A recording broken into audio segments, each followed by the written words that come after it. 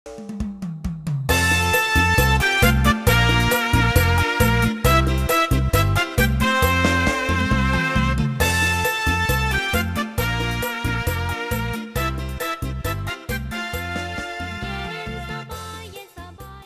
แต่มีเครือข่ายสาวเกษตรกรลาวเนาะเฮาก็ได้มีโอกาสเข้าร่วมฝึกอบรมในหลายกิจกรรมที่ทางเครือข่ายเพิ่นจัดขึ้นเพราะว่าจะเป็นฝึกอบรมการวางแผนธุรกิจฝึกอบรมเรื่องการซอกหาตลาดแล้วก็มีเรื่องกล่องประชุมเผยแพร่ความรู้ต่างๆที่ว่าเกี่ยวกับเรื่องงานเกษตรกรรมเนาะแล้วก็มีโอกาสรู้จักกับวัยหนุ่มเกษตรกรรมที่ว่าเขาเจ้าฮักมักในเวียกงานเกษตรกรรมในแต่ละแขง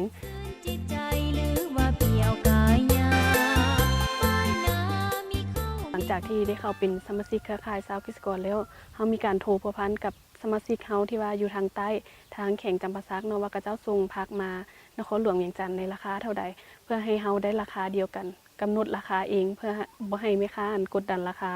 ชาวสวน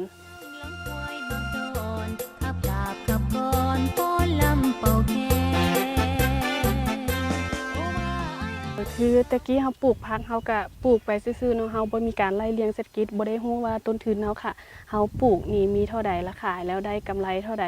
เฮาก็ปลูกไปราคาไปซื่อๆเดี๋ยวนี้เฮาก็ฮู้วิธีการไล่เลียงเศรษฐกิจ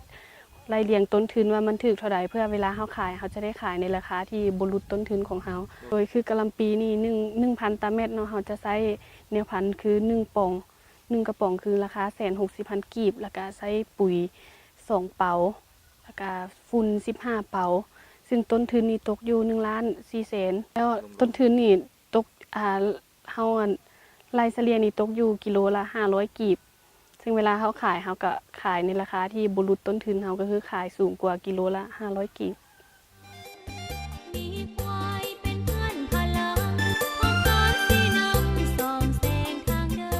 คือแต่ก่อนเนาะเฮาปลูกผักคือผักกาดขาวนี่เ